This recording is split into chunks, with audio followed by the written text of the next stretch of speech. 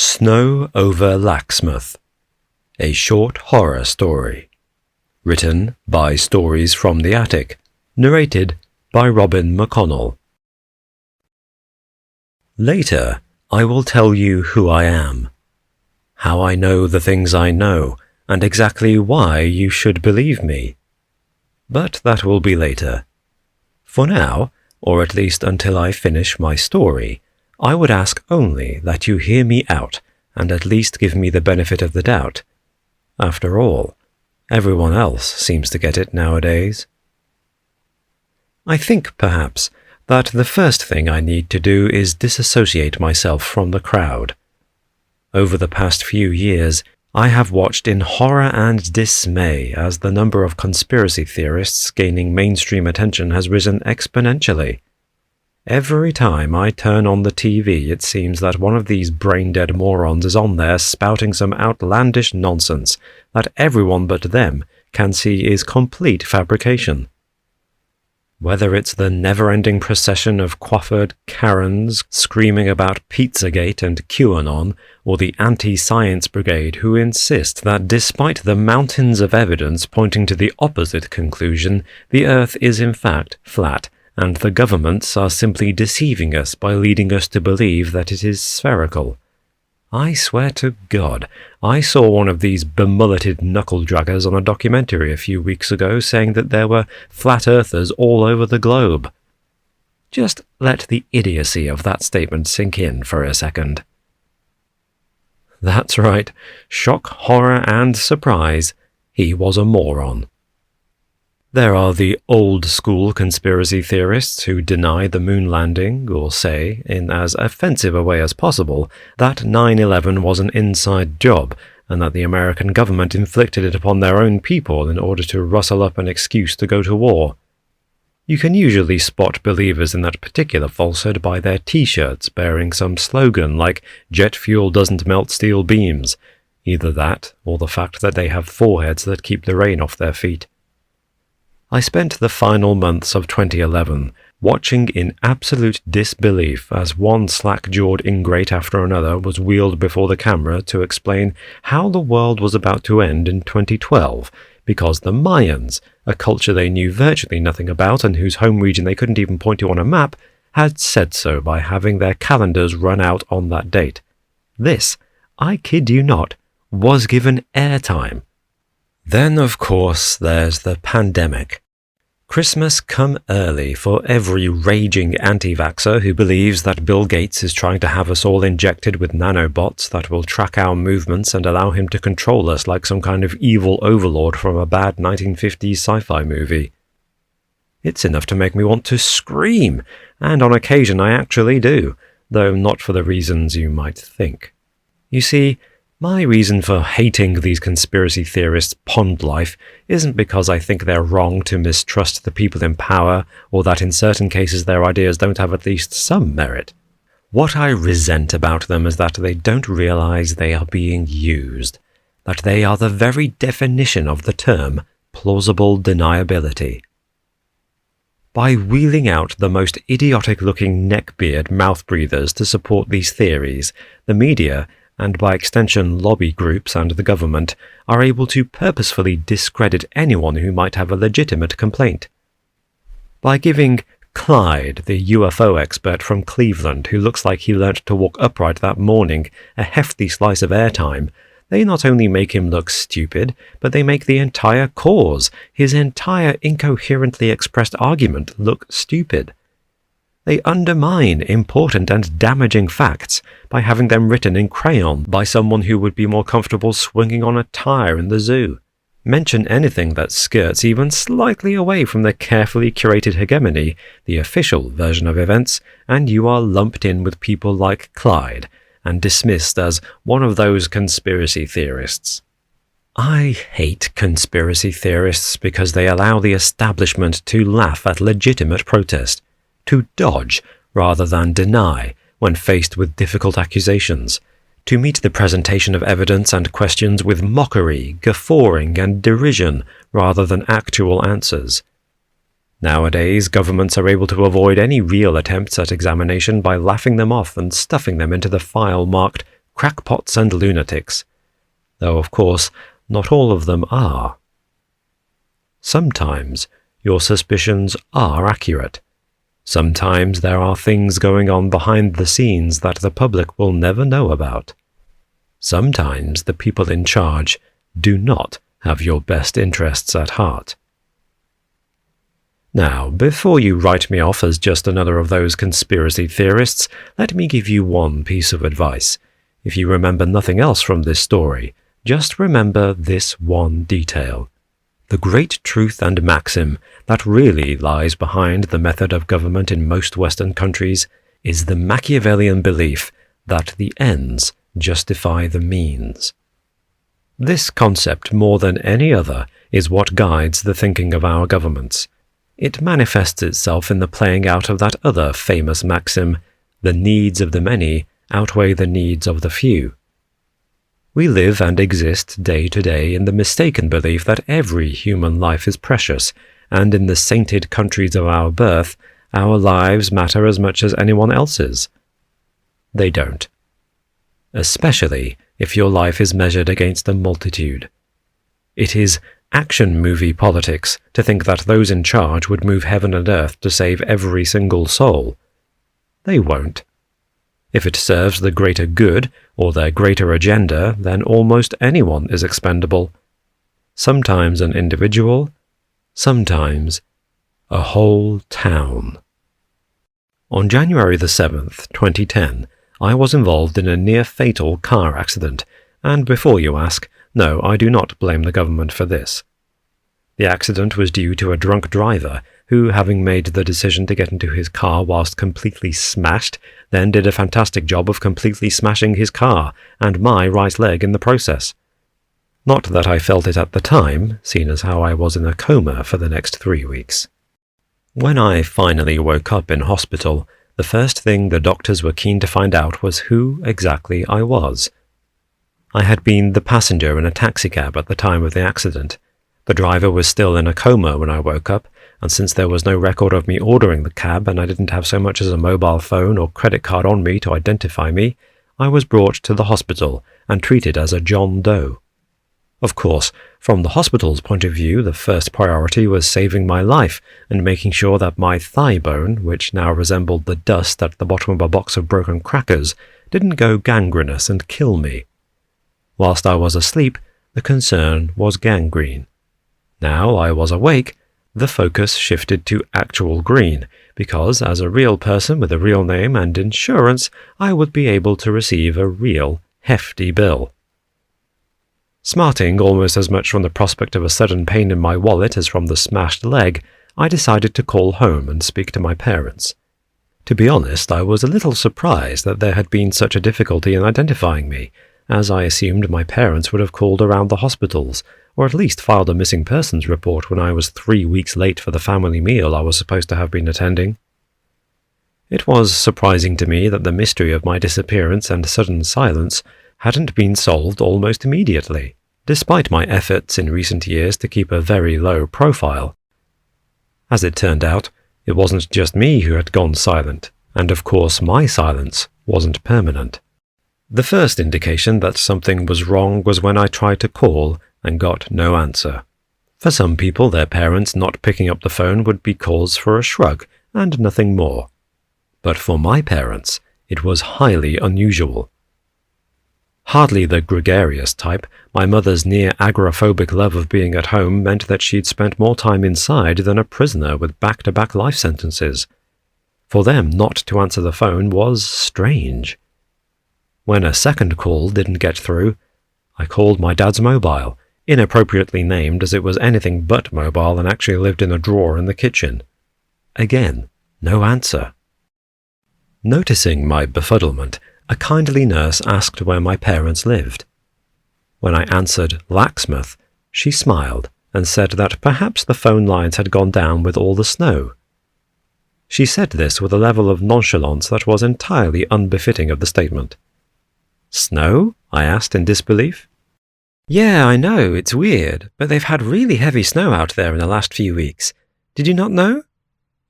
I stared at her hard, biting my tongue and trying as best I could not to blurt out that, seeing as how I had been in a coma for the last 3 weeks, I had regretfully allowed the weather reports to pass me by. Instead, I checked her implausible story a second time. "I'm sorry, did you say snow in Lacksmouth?" The nurse, fiddling with the already tucked corners of my bedsheet in an effort to presumably make it appear even more angular, sighed and nodded. "Yeah, Lacksmouth. It's about 2 hours from here, right? It was on the news a few weeks back that they'd had this freaky localized snowstorm. I haven't heard anything since, but it looked pretty deep. It always hits hard in places that aren't expecting it."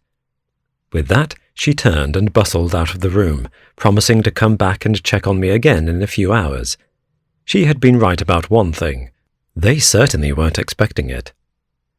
In the 26 years I had lived in Lacksmouth, I had never seen a single flake of snow. Owing to its latitude and position away from the coasts, not to mention its proximity to the desert, Lacksmouth hardly got any precipitation at all, let alone snow. It didn't sound unusual, it sounded impossible. It was another 4 weeks before I was able to leave the hospital. 2 separate doctors warned me that it probably wasn't a good idea for me to try to drive. 2 separate doctors were ignored. The first thing I did when I was discharged was hire a car and start the drive up to Lacksmouth. In the time since I had arrived at the hospital, I hadn't been able to get in touch with my parents, even once. I was anxious, not only to let them know that I was okay, but to check that they were okay themselves. Despite the dull ache in my thigh, I floored the pedal and raced towards my hometown. That first time, I didn't make it. Around 10 miles out from Lacksmouth, I was stopped on one of the winding country roads leading me to the town by a man standing with his arms raised in the middle of the road. He had constructed some kind of makeshift barricade using trees and branches he had clearly dragged from the forest that fringed the road on either side. The man looked to be in a bad way. He was emaciated, filthy, and there was a wild, panicked look in his eyes. He screamed at me to stop and ran around to the driver's window, banging on it furiously and screaming at me to get out. For a moment, I'll admit, I panicked, as I think is natural when faced with some lunatic drumming on the window of your car having just emerged from the woods. I stared ahead at the pile of trees and branches and wondered whether, if I floored it, I could force the car to plough through and make it to the other side. Normally, I supposed, the concern would be that the hire car would be damaged, but since I had hired the car using one of the many aliases I had conjured up in the past 5 years, and indeed an entirely different one to that which I had given to the hospital and insurance company, I was far less worried about it. I was literally moments from going for it, simply careening through the barricade and leaving this wild-eyed hobo shouting after me, when I heard him use my name. My real name. I shifted in my seat and regarded the man, realizing in that instant that somewhere beneath the beard, several weeks of unkempt growth, beneath the muck and the stunned expression, were the lines of a face I recognized. "Tom?" I said through the closed window. On the other side, Tom Middleton nodded his head silently and began to cry. An hour later, we were sitting in a cafe around 40 miles from Lacksmouth. I had agreed to let Tom into the car, with the intention of continuing on towards home, but he had insisted, almost to the point of having some kind of episode, that we couldn't. At first, he had tried to explain coherently, but when I had begun to challenge him, he had simply placed his hands over his ears, screwed up his eyes, and, like a child, screeched until I relented. Eventually he had stopped. Turning to look at me with those haunted eyes, he suggested we head back to Moorfield.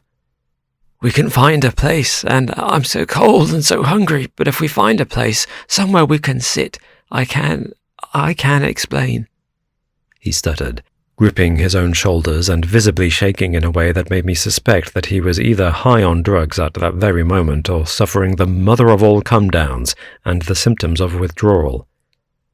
Deciding to indulge him, I made a 3-point turn and began to head back towards Moorfield. I turned to question Tom about exactly what was going on, but found that he had slumped down in his seat, passed out, and was fast asleep. Initially, Tom didn't explain anything. For the first 20 minutes in that cafe, he simply ate in silence, wolfing down food in frantic, panicked chomps, as if he feared that at any moment someone was going to take the food away, and he would be back to his diet of fresh air and water. As I watched him chew, I tried to recall the last time I had seen him. Back when I spent a lot more time in Lacksmouth, Tom and I had been friends. He had even been in a long-term relationship with my sister for a number of years, before she cheated on him and moved away with the other man to some place in Canada. Even after that, Tom and I had stayed in touch and would regularly share a beer or get breakfast together to catch up. These meetings usually involved me doing the majority of the talking, regaling him with tales of what I'd been up to since I last came home, and Tom merrily absorbing it and countering with his happily banal tales of mundane domesticity. To see Tom in this state, to see him so haggard and attacking his food like a starving dog, made me sad. Clearly things had not gone well for him since the last time we spoke, but this level of deterioration seemed absurd. Something had happened, and after finally finishing his meal and sitting back against the booth with a sigh, he began to explain. "I'm sorry, man," he started, shaking his head furiously from side to side. "I'm sorry, but—" He swallowed, his eyes fixed on the edge of the table between us as if he were reading the words he were about to say from a script. Still, he shook his head, flinging it furiously from side to side as if trying to make the thoughts or memories become unstuck and fly from him like beads of water from the coat of a sodden dog. "I'm so sorry, but—" Again he hesitated, before seeming to make a decision and plunging into his statement like someone diving off the high board. "Your parents are dead," he announced flatly. I stared at him for a moment, first trying to understand what he was trying to communicate, and then wondering why he would say such a thing. Without saying a word, I rose from my seat, ready to leave him sitting there and to drive as fast as I could back to Lacksmouth. I was prevented from doing so by Tom, whose hands shot up and grasped my arm by the tricep, pulling and dragging me back toward the table. There were tears in his eyes. I tried to shake him off, but he was clinging to me like a limpet, pulling me down like an anchor and pleading, begging me not to go. Eventually, I retook my seat. I stared at him solidly, and through gritted teeth hissed the question, "What do you mean my parents are dead?" Having finally relinquished his grip on my arm, Tom slumped back in his seat and was once again regarding the edge of the table with laser-like focus. Finally, his bottom lip trembling as he spoke, he croaked out the beginnings of his explanation, the first line of which summarized the effect before explaining the cause. "They're dead," he said flatly. "They all are. It started with the snow," he began slowly.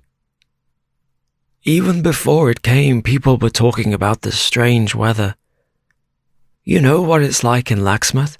If it gets anywhere below tropical, people start talking as if they've moved to the Arctic. But this was cold, like real cold. You could feel it on your skin, in the air, this sort of biting chill.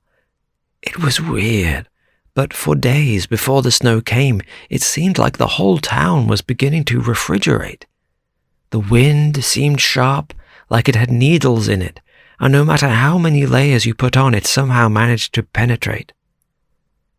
When I went to sleep one night, I was expecting the cold spell to have disappeared by the next day, but when I woke up, well, I kind of knew it was snowing. It's weird, but even before you see it, you can kind of recognize snow just by the way the light changes. It was all golden and crisp, shining through my bedroom window.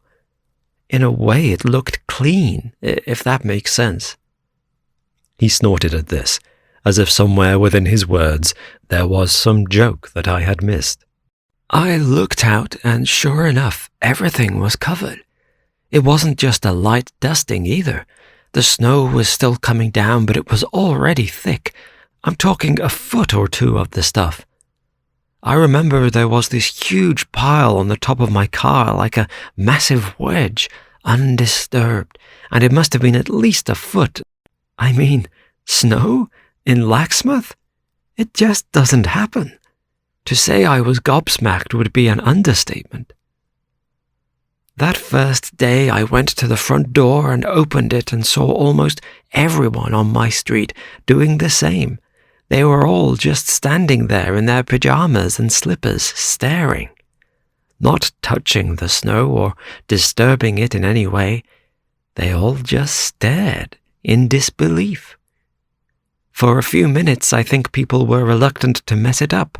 It seemed like such an anomaly, such a special thing to have happened that, I don't know, it seemed almost wrong to spoil it, you know? To put big, dirty footprints in it and turn it into the grey slush that you always inevitably end up with. For a minute or two, it was magical. Then old Mr. Turner's dog Brutus ran out of the house and started rolling in it, and the moment was gone. Within an hour, the kids were out in the streets, throwing snowballs, making snow angels, and building snowmen.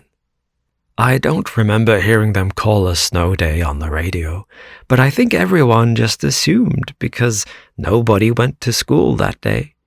All you could hear was kids giggling and screaming as they chased each other around, pelting one another and chasing with handfuls of snow. They hadn't even bothered to turn to snowballs, just fistfuls of the stuff.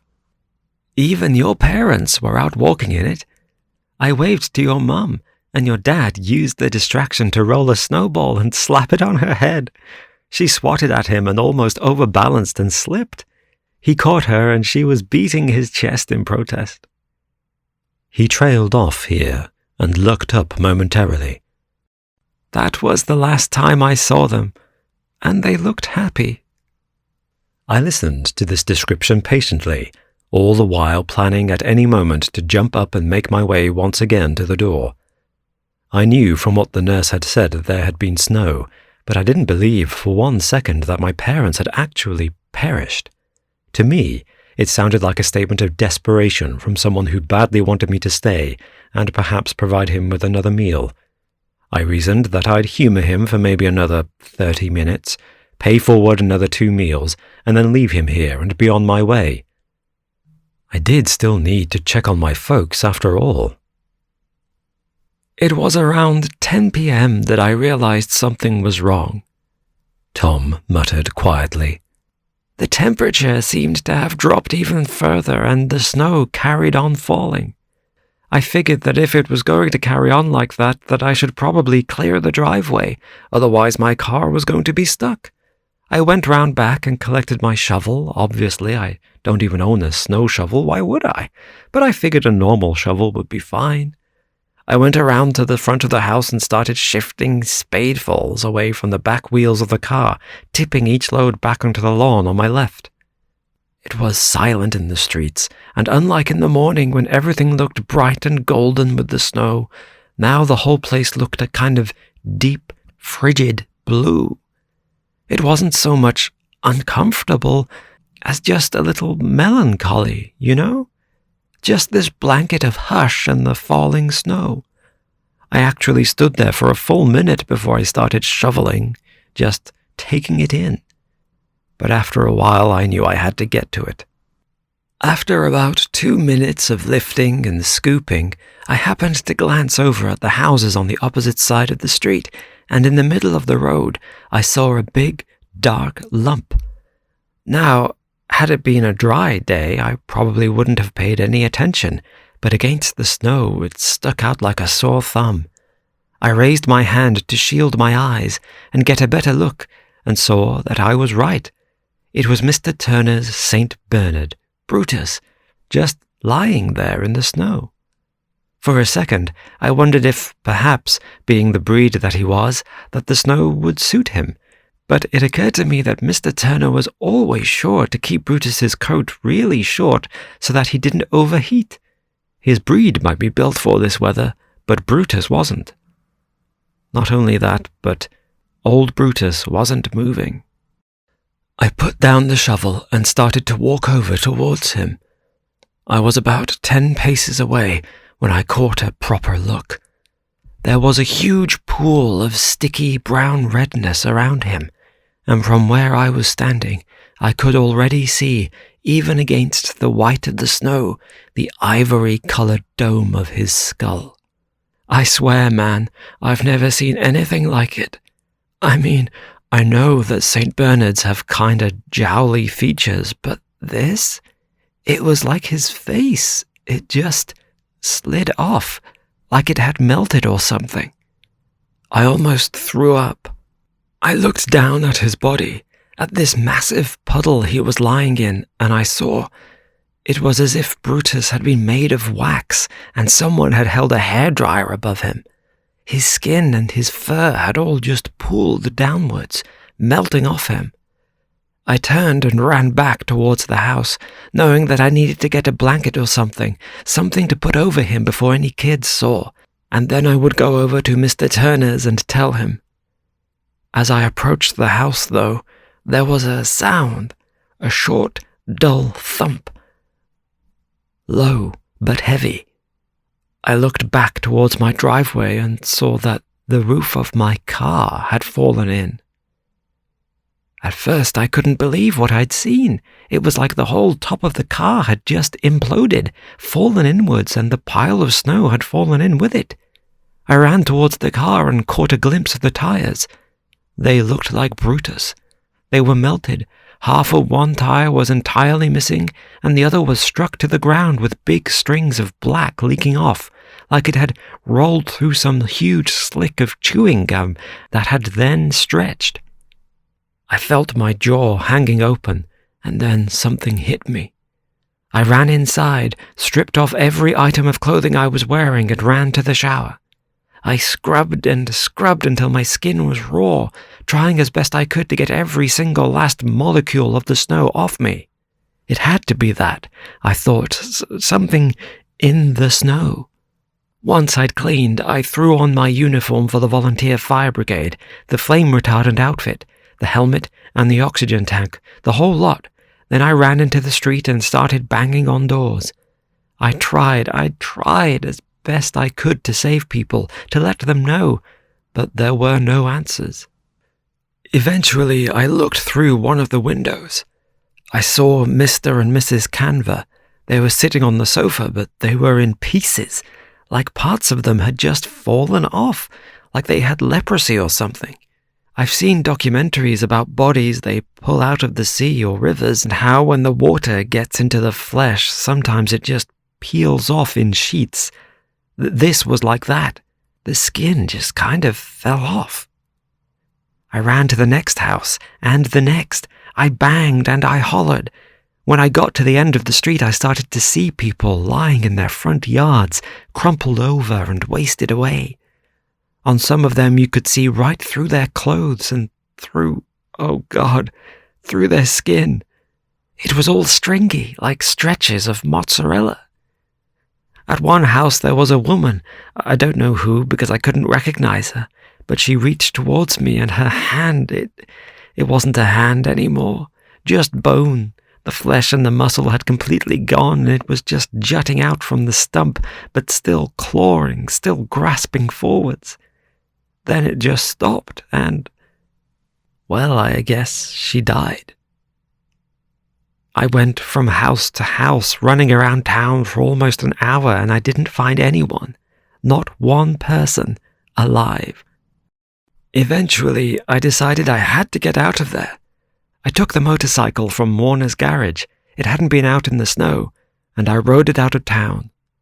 About 5 miles out, I felt the wheel giving way. The tire had been chewed through, and I had to get off and walk.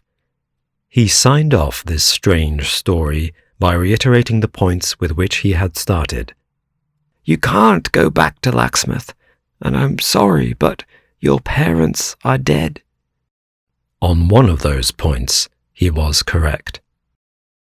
When he had finished, Tom made a very strange request. He asked me to drive him back to where I had met him, and to drop him off there.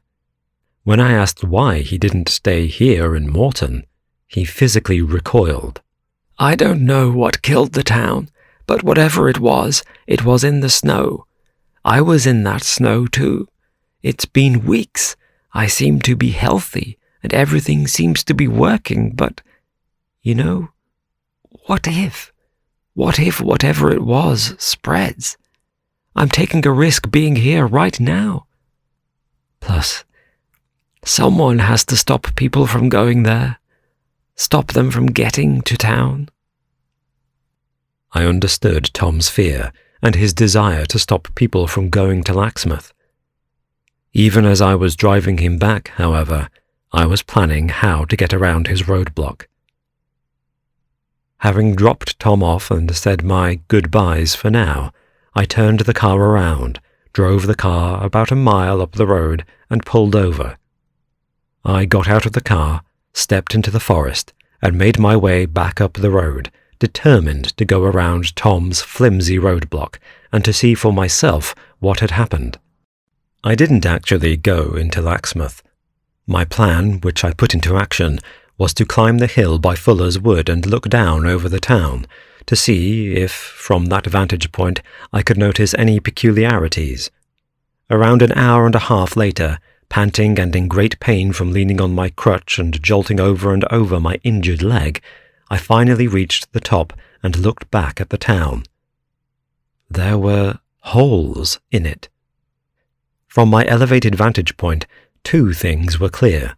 Firstly, that Tom's barricade had not stopped people entering the town from other directions.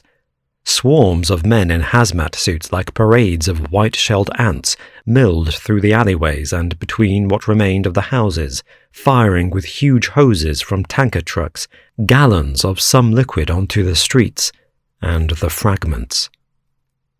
Secondly, Tom had been right. My parents were dead, and so too was everyone else who had at one time lived in Lacksmouth. The town itself was also dead, but not just that. Lacksmouth had not only died, it had rotted away. From where I stood I could see the remnants of buildings, roofs, eroded and chewed back to bare angles and suggestions of shapes. Roads, cars, fences and vegetation all seemingly melted and reduced to a thick brown mulch like treacle. There was no snow, but there was this layer of caramel-covered sludge that I knew, as well as I had known as soon as Tom had mentioned what happened to Brutus, was decay. In the most recent editions of the Rand McNally Road Atlas, starting in 2017, Lacksmouth does not appear. It is as if the town simply vanished or never existed at all. For a while, at the end of 2016, it was possible to obtain photographs of Lacksmouth from Google Earth on the days before and after the snow. The day before, it was just a normal town. The day of the snow, it appears, in aerial view, to be almost a perfect circle of white. None of the surrounding towns, or even the forest into which Tom retreated, were touched by the strange snow. In the days after, as the snow recedes, only a brown stain is left on the map. I printed these images and still have them now, though if you were to check records for the dates today, you would find no such images, just a section of forest where Lacksmouth used to be. I promised at the outset that I would tell you who I am and how I know the things I know. So, here it is. My name is Alan Warner. As far as anyone knows, I died in Lacksmouth in 2016, exactly as our glorious government intended. They knew I would be in Lacksmouth that day, and had it not been for a drunk driver, I would have been. Why they wanted to kill me, and why they chose Lacksmouth, are related topics. They wanted me gone, so that they could test my theories. By testing them on Lacksmouth whilst I was there, they planned to kill two birds with one stone, by killing one town with heavy snow. Though, of course, it wasn't just snow. The thing that killed Lacksmouth was bacteria, a slime mold known as X471. I know because I discovered it. As a biologist, it has always amazed me how ecosystems and conditions coexist in such a perfect equilibrium. Observed from the outside, it seems as if every plant and animal is just the right size, has just the right potency, and just the right nutrients to keep everything ticking over perfectly. Of course, this is an illusion. The reason everything seems so balanced and in sync is because the evolution of every element is conditional on the others. In some places and some circumstances, however, you find an anomaly. Such was the case with X471. Whilst all of life is conditional upon the process of decomposition for renewal and regrowth, the pace of that decay and decomposition is usually slow, the bacteria and fungi that drive the process taking a considerable length of time to break down the complex proteins and materials that make up the organisms upon which they work. Usually. However, in one particular section of the Amazon, researchers, including myself, discovered a bacterium that worked at almost 800 times the speed of any other known decaying agent.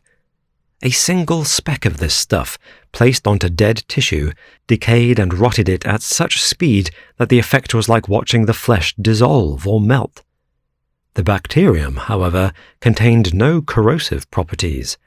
It was not burning away the material, but decomposing it, rotting it away at lightning speed. In 2014, I gave a presentation about this new discovery to a panel of government experts and explained the possible uses of such bacteria in solving issues of waste management and disposal, as well as highlighting the potential dangers posed by such a violently potent substance.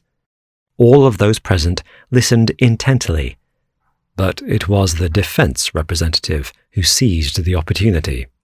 A month later, I gasped in horror as I was shown an experiment in which a synthetically enhanced version of X471, a variant that grew and could be produced at many times the speed and volume, was released in a glass cage in which a lab rat was resting. I doubt that I have to detail the results. When rumors got back to me that the government was thinking of testing this bacterium as a possible weapon, an agent that could be released in aerosol form over terrorist strongholds, opposition military bases, or even large population centers in order to neutralize them, I was appalled. I resigned from my position within a week, and in a strongly worded letter threatened to go public with what I knew about the substance. When I started to receive death threats, I made a conscious decision to remain quiet and to begin to employ aliases, not staying in one place for any length of time, and altering both my appearance and name to throw anyone tracking me off the scent. Clearly, I did not try hard enough, or nearly as hard as I need to now. Lacksmouth was not chosen as a test site by accident. It was chosen because somebody knew I would be there. What terrifies me is not just what the government did, but the levels of irresponsibility when it came to controlling it. By disguising the agent in artificial snow, they invited the residents to play in it, to inhale it, and become covered. But they also failed to bargain on the agent being carried by the wind, seeping into the ground, or spreading into the water source. Growing at the rate that it does, I would not be surprised if by this time next year, Morton has also disappeared from the map, then the next town, and the next. Their test might not just have killed off Lacksmouth, but if not properly contained, could kill off the entire continent, if not the world. So now, despite what might become of me, I am no longer prepared to hide. Rather, I am determined to spread the word about this heinous action, perpetrated as a test by our government on its own people, to spread the message about the dangers it poses for our citizens and for you, your family, and everyone you care about. So keep your ears open. A new conspiracy theory is on the horizon. Soon it will be everywhere. I just hope that the story spreads faster than the snow. This has been Snow over Lacksmouth, a short horror story, written by Stories from the Attic, narrated by Robin McConnell, Copyright 2020 by Michael van der Voort. Production copyright by Michael van der Voort.